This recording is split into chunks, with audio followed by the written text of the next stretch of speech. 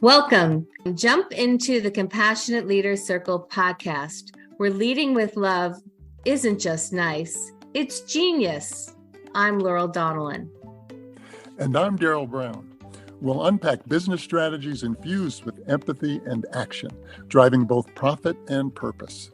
Our world is ever-changing, so discover how the savvy leader wears compassion as their power suit.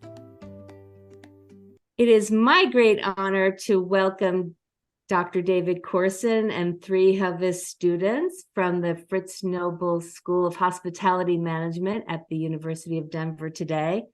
It's been my great honor to work with this school and David for the last 5 years, but we've actually known each other for over 40. So I can only say that with this guest.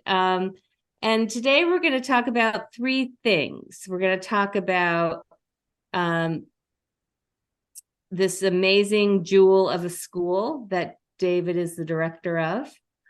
We're going to talk about a collaboration that Compassionate Leaders Circle has with David and the school, the Fritz Leadership Symposium. And we're going to talk about the future of hospitality. And we have three amazing special guests with us who were voted by their classmates to represent the class for this project. We have Jessica Bryan, Aansha Sankla, and Haena Kim. Very happy to have you all. Did I pronounce your names correctly? You did. Yeah, thank you. Thank you. Okay, the hardest thing I'm going to do today is done. So welcome. David, let's start with you. I would like for you to introduce our listeners and readers to your school and your history with the school. Absolutely. So I'll start with my history, because I think it informs kind of who we are and what we do and what's important to us. My first career after you and I left undergrad was in the restaurant business. I ran restaurants in New York City. And I realized when I was owning and operating my own restaurant in Midtown Manhattan, that the most important thing that I did was create a humane workplace where people could bring their whole selves to work, they could earn a living wage, and they could feel safe. And it was my experience that most people who managed in hospitality did not do that they expected their teams to, and they didn't think of them really, most people, as teams, as employees, to what I would consider dignifying guests, whether in a hotel or in a restaurant. And yet they would derogate the people they were expecting to turn around and then treat their guests completely differently. So I had that epiphany, and I realized that you can't spell hospitality without hostility, which is how most people managed. And I think many still do. And that caused me to realize that I could have a bigger impact by helping young people to create humane workplaces. And that in order to do that, I needed to be teaching. And so I went back to grad school. And this is the 5th place I've taught, and it's the best place I've taught. And it's the best place for a number of reasons. One, I think it's really important, and these are not necessarily in order of importance. I think it's really important to study hospitality where there is some. Denver is an amazing market. We have a great urban hotel and restaurant scene, and world-class resorts close by. 2, these students are my favorite student audience I've ever worked with. They're as smart as any I've ever worked with, and frankly, they're nicer people than most. And they are ready to roll up their sleeves and do the work of the industry. This school, our vision is be bold, do good, change lives. And that comes in part from where I come from philosophically. And I've surrounded myself with a team that is completely bought in, everybody rowing in the same direction.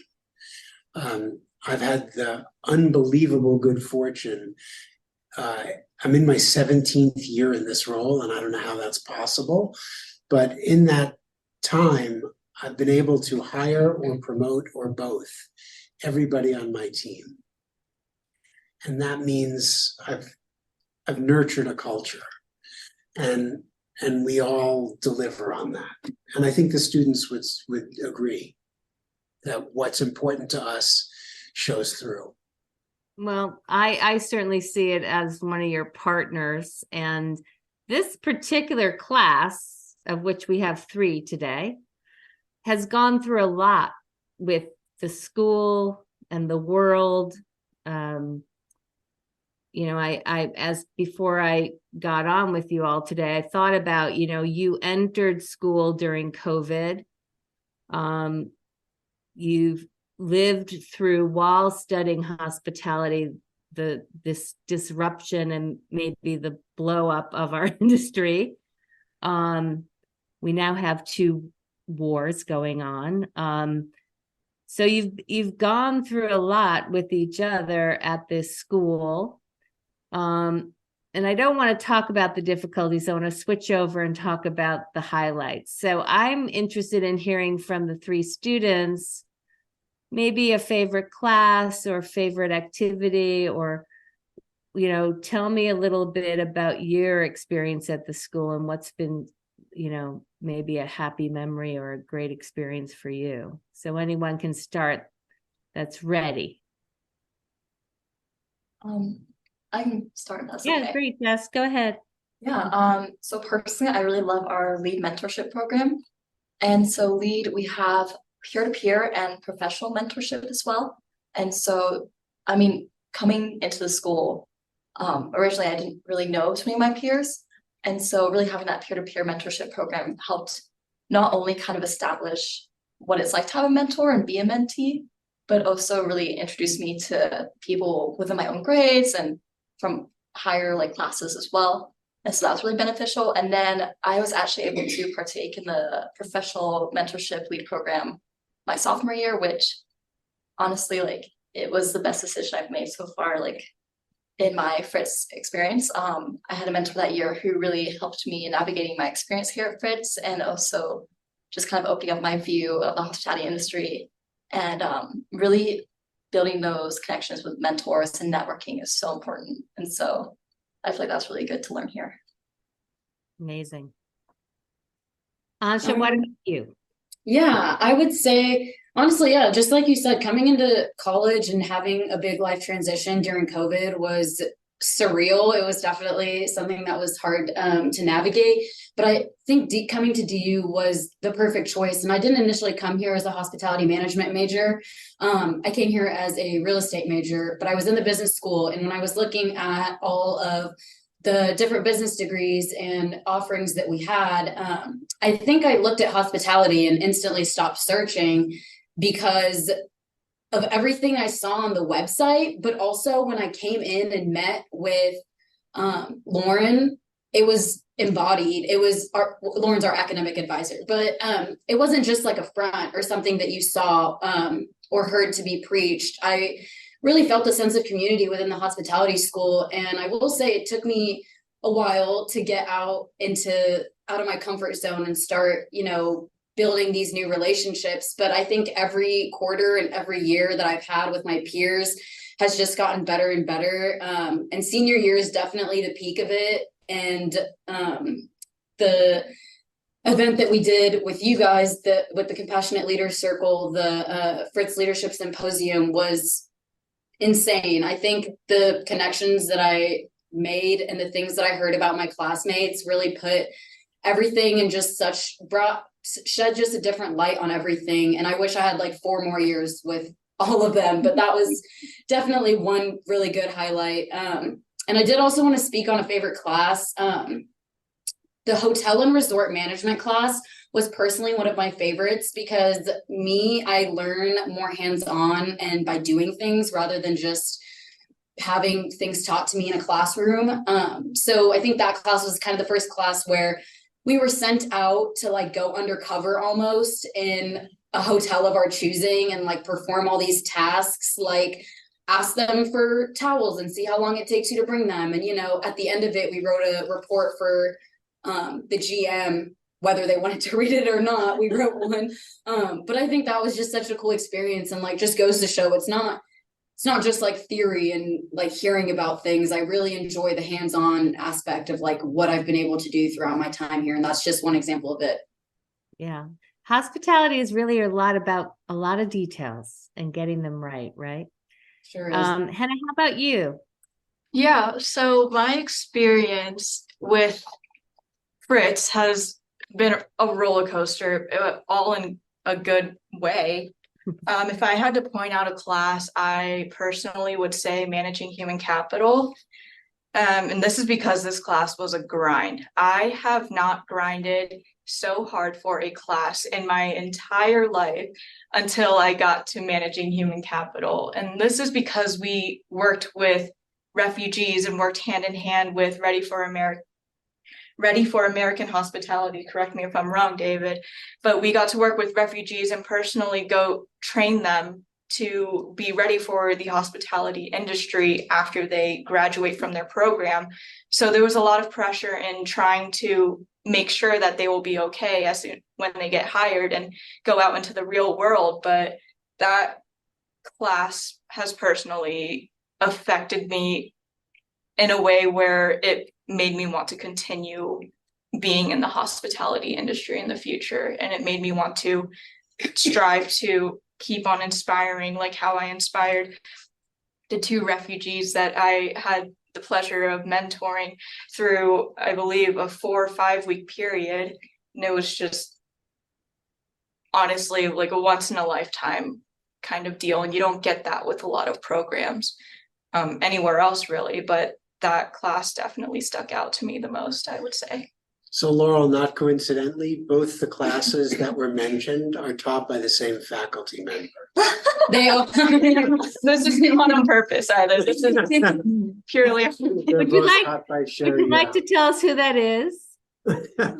Sure, that's Sherry Young, who I know since my PhD program, and she is both my colleague and my wife. And I know her as well and admire her so much, and am familiar with the human capital class, which I think is something that should be taught in every business school and every program. Amazing.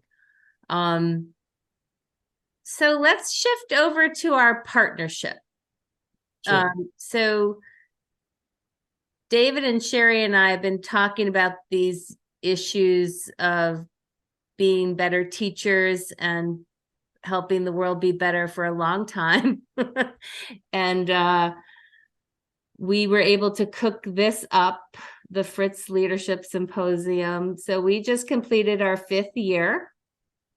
And David, I'd like to hear from you, and then I think even more importantly from the students, what that experience, maybe you can speak to, you know, sort of the whole 5 years and what that experience has been for you and the school, and they can talk specifically about what it was like for them as participants. Sure. I want to provide just a tiny bit of context. The Fritz Leadership Symposium is embedded in a course that I teach every fall for seniors.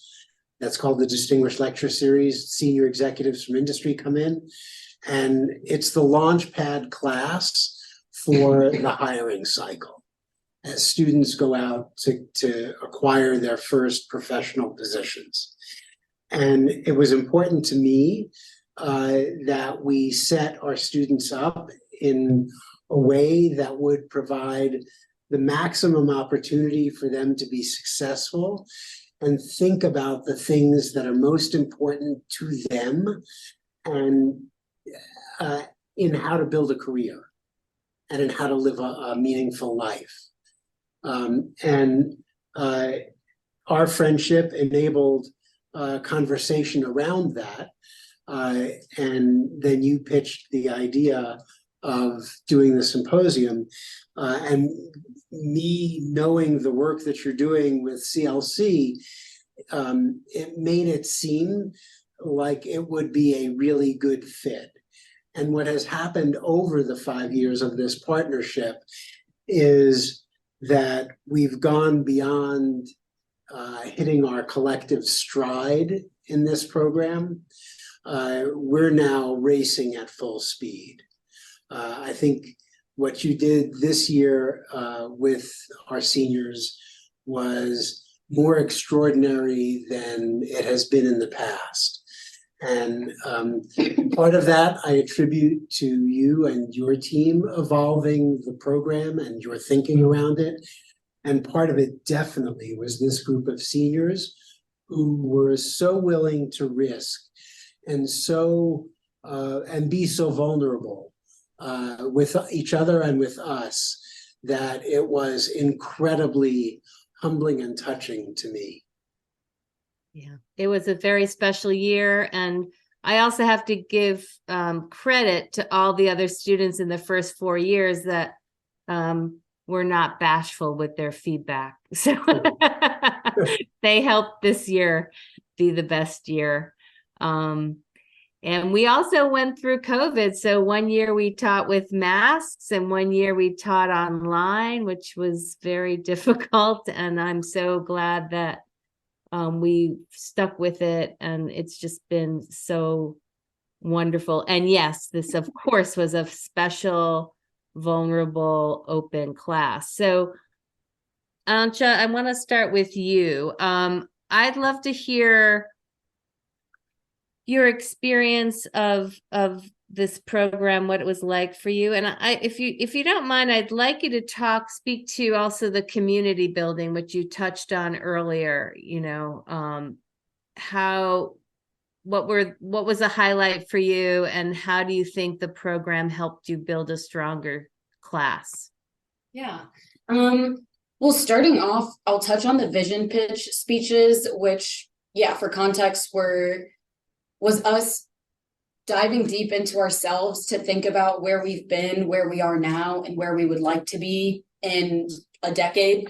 And I think hearing all those different perspectives from every single one of my classmates was just so eye-opening, because that's not something that you just drop in a conversation, maybe it's like it might be like oh, what do you want to do after you graduate? But it's not like, where did you come from? What makes you who you are? Why do you think the way you think? And I think that's just such a deep and vulnerable thing to share with someone. And I'm so, astonished that everyone was willing to share that, and that even I was willing to put myself out there like that. And none of it felt unnatural, which I think was the most surprising part, because I went up there and, I was nervous for my speech, and I didn't really have a speech written down. I think I had 5 bullet points on a sticky note written down. And I was like, I don't really know what I'm trying to get across here. But just the feedback that I had received, and the fact that I really felt heard by my classmates. And honestly, one of my favorite parts of that vision pitch speech was the little love notes that we did, where every classmate wrote on a note card just a couple sentences about you or your speech or anything that they wanted to say to you. And I thought that was a really meaningful time for me to even get to jot down a few notes. I think there were so many people that I wrote down my phone number for, because I was like, I think we should connect about this further. And Jessica was one of those people. And yeah, I'm sure she'll have her own thing to say about that. But that was also just very special. And then the last thing I want to touch on is the idea of a learning partner. I thought was very special, because of course we built those relationships with everyone, but to get to build that relationship so in depth and it wasn't me just telling my learning partner, it was my learning partner helping me find out the answers that I was looking for within myself, almost where did I come from? To me, that's a hard question to answer, because I am who I've always been. I live with myself every day. So it's not like I wake up and notice drastic changes. But when I was speaking to my learning partner about things I may have experienced or lived through, or, just things, yeah. And she would be like, wow, that makes so much sense. That's, she just kind of helped me put the pieces together for myself, which I don't think I get the opportunity to be that open with someone very often. So that was incredibly special. And I will say that Lauren and Stephanie, who are part of David's amazing team, put the learning partners together intentionally with people you didn't know as well, right? Oh, So I see. that was Now now you're getting behind the scenes secrets. So I'm so delighted that that worked out. Jess, how about you? What was your experience like? Yeah, well, definitely having our learning partners. I mean, I met Josh that way, and so Josh is a transfer student who I didn't know previously, so now it makes sense. We were paired up kind of separately, and so getting to meet him that way, I'm really appreciative of that. But also, at the symposium, just honestly, kind of going off of what Aansha was saying with the love notes and just everyone being there for each other, I feel like you guys did a fantastic job of creating such a safe space where, because it's kind of scary to think about the future like that sometimes, and so having that safe space where you could really dig deep together and really kind of put together what your thoughts are about the future and what your wants are too, and what your dreams are, and it's really cool. So thank you. You're welcome. And Hannah actually was acknowledged for the most entertaining Yeah. presentation. So could you, Hannah, just to give our listeners a little flavor, could you tell us a little bit about what you talked about in your vision pitch and what the experience was like for you? Yeah, so I am really passionate about the golf industry because all I know and have worked in is the golf industry, more specifically country clubs and private clubs. But I have had this passion since I was a freshman in high school, and I can actually give credit to my marketing teacher who actually inspired me to pursue hospitality in a way where she told me that I had the attitude and I had the grit to make it far in the hospitality industry alone. But I knew I didn't want to go into hotels or restaurants because it's just not my preference.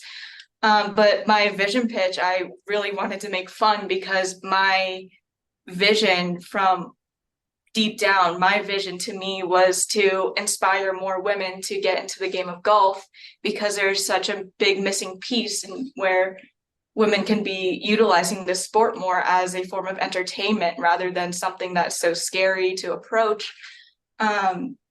So in order for me to get that message across, I wanted to make my vision pitch very entertaining in a way where I got to teach them how to do a simple standard grip on a golf club. And I don't know about everyone else in the room and how they felt about that necessarily, but I felt like it was simple enough to kind of take that tiny first step into getting into something that it shouldn't be as scary to these people. But I found the vision pitch especially very, I guess, knowledgeable and self-fulfilling in a way where I got to express myself and my passion both at the same time.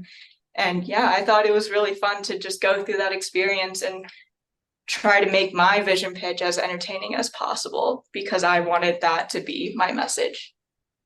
And it happens that most of the people in this class, the class of 2024, are women. So, and I think the other thing about golf, I don't have the data, but I'm sure there's a lot of deals made golfing, and it's a way to have fun and get fresh air and exercise, but it's also really good for your career. So I'm all for the more women golfing. I love that mission, and I loved your presentation. And as I said at the symposium, if it wasn't for golf, I wouldn't be here because my parents met on a golf course. So golf is very important to me and my family. So we're going to pivot now. One of the things that this class did with us is they generated ideas for the future of hospitality. I don't know if you can, David, I was trying to think back today before this of what I thought the future of hospitality was going to be when I was a senior in undergrad. I do remember having a course in restaurant management with Dr. Chase, Professor Chase, and I was all into luxury. So I was astounded because he used to talk about how McDonald's was his favorite restaurant because it was so profitable and his kids liked it. And I do remember soon after college thinking, because I was interested in health and wellness, this was over 40 years ago. I thought, by now there would be a restaurant company as big as McDonald's that would serve healthy fast food, which I don't think has happened, but that Not as big as McDonald's, that's for sure. Do you have any memories of what could you bring yourself back to that time in your own life and think what you were thinking the future of hospitality would be at that time? For me, the future of hospitality was, I had such blinders on, and I was so focused on restaurants and on fine dining that for me, it was all about how to create the best guest experience in that environment. Yeah. And what it would look like in the future. I never would have used the phrase then, center of the plate, right? What's the main? What's at the center of the plate? And now the conversation around center of the plate, to your point, is so much about what's not meat or fish, or what's a vegetable protein that's at the center of the plate, and how that's going to dominate in the future, and the impact on the environment. It's just so different from where we came from. We had very little exposure to social impact or None. And we never even heard of global warming. That's how old we are. So it's a different world. So I'm excited to hear from the students. Yeah. If I may, just one, of course. I think that the big pivot from where we were to where this group is moving from a focus on profitability exclusively and how to get there to being profitable and having impact. Yeah. And your program does the best job of doing that in the world around hospitality and impact. So congratulations on that. Thank you. You are building future compassionate leaders. So I asked the students to bring, one idea from the list that the class generated. So I'm curious to start a conversation here. So we generated ideas using our imagination and our knowledge about what is possible 10 years from now in hospitality. So Haena, why don't you start this time? Yeah, so the one idea that I found, or that I remember writing down actually, is that companies will invest in students more during undergrad so students succeed with the company during postgrad. And I found this point pretty realistic in my opinion, because I read a few cases where companies would sponsor certain students within a hospitality school or within a school, but they wouldn't sponsor the whole school themselves in order to get them to that point where they would want those students to work for the company. But I feel that that's going to be an up and coming trend in the future, just because it's cost efficient and you build a trust between the student during undergrad as well as the company, and you kind of find that connection. So so you're better off post-grad. Yeah. I think it's smart of hospitality companies, especially what they're facing now, to develop relationships with high schools and with colleges. The earlier, the better. I really admire, back to McDonald's, which I never thought we'd talk about today, but I really think that, I remember taking a tour of McDonald's when I was in grammar school, and it was basically a recruiting ploy. And, by high school, my brother was working for McDonald's. So I think that's a really smart strategy for hospitality companies, especially golfing resorts out there. They need to do that. Yeah. And if I may just add one more thing, they're in hotels, speaking in specifically hotels, the hotel industry itself supports around 8 million jobs, yet we're not addressing that 82% turnover rate. So I feel like with hotel or hospitality companies coming in and kind of recruiting early during undergrad, that'll definitely help alleviate that turnover rate. And I think that's a problem, or that's a solution that might potentially address the turnover rate. But the last time I was in hospitality was at 62%. So we're going in the wrong direction. Yeah. We have some opportunities. We have some opportunities. Thank you so much. Jess, how about you? So basically I know I feel like there's already been a big shift in within the hospitality industry. Obviously we're an industry of people, and so we have to look out for each other. And so really taking care of team culture and developing and building upon that. I feel like every net connection or company I do talk to, it's all about team culture. And I so appreciate that. And even mentorships within the company, and even continuous training going forward as well, and how you're going to build up internally within that company. But also one thing that I find really interesting that we talked about at the during the program was actually tipping culture and what that's going to look like in the future. That was the topic that our group discussed. And I was actually away in Japan recently for study abroad for 5 months. And over in Japan, they don't tip. And so I grew up in the UK. In the UK, you don't really tip either. And so kind of coming to America where tipping culture is so huge, and then having that time in Japan too, and just seeing the shift within tipping culture, I kind of think in the future there may be a shift to not really tipping as much going forward, which I don't know how that will go. It'll be interesting to see, because even though you don't really tip in Japan, there's still such this drive for hospitality, and there's quite honestly no hospitality quite like it. So yeah, I think definitely really making sure your team, and kind of going into team culture too, making sure your team are able to have the correct wages and everyone's doing okay, but also kind of maybe leaning off the tipping culture. I don't know.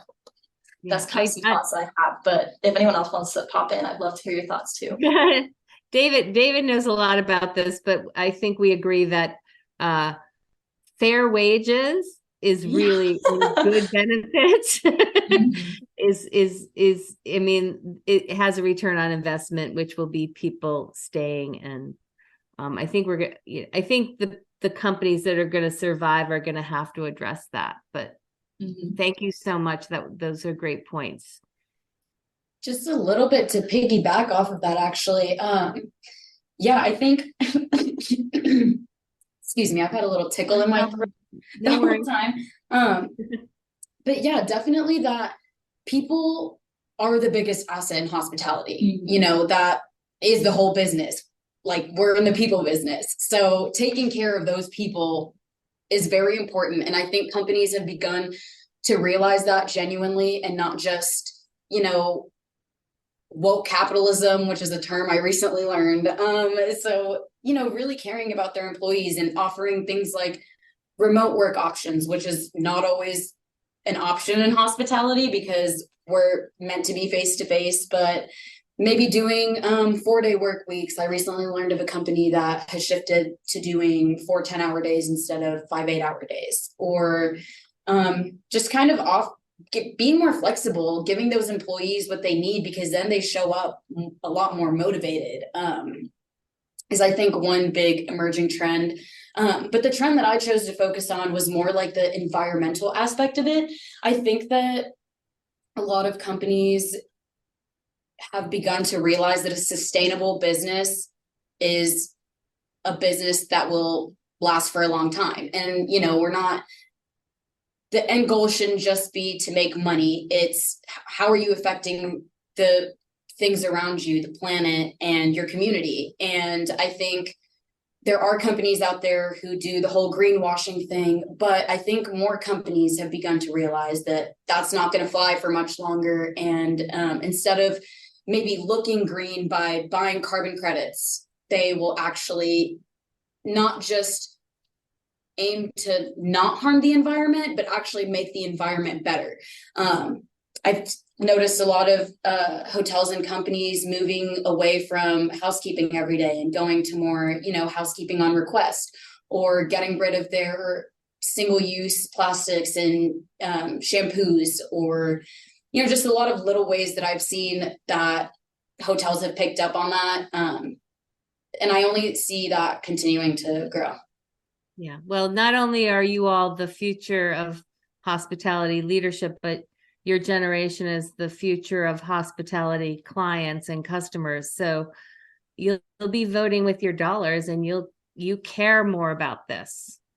So I think companies are going to have to treat people better, be involved earlier in developing people younger, and paying them better, so that those companies that do all those things are really going to be ahead of the game.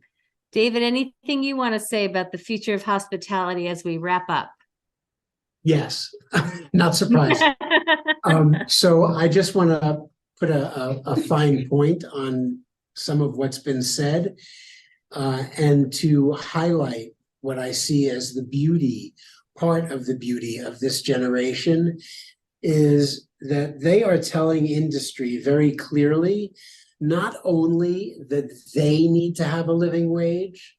This generation does not want to manage people who aren't earning a living wage. And that's an important part of their impact.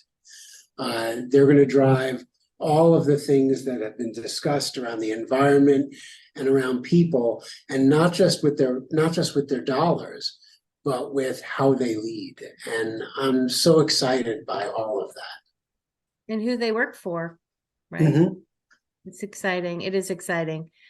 So David, share with us how people can find out more about your school. Gladly. So our website is https:// but you can probably skip that and it'll self-populate. Daniels, DANIELS.edu.hospitality-management. But if you want to find us, because that's really a challenge, just search Fritz Knoebel School. And we're the only one who can come up. And Knoebel is spelled Knoebel. Lovely. I encourage our listeners and readers to do that. It's really an amazing school, and it's a place of hope for hospitality and for education. Thank you all so much for being with me. I loved being with you today, and we will be in touch. So thank you so much. Thank you. Thank you.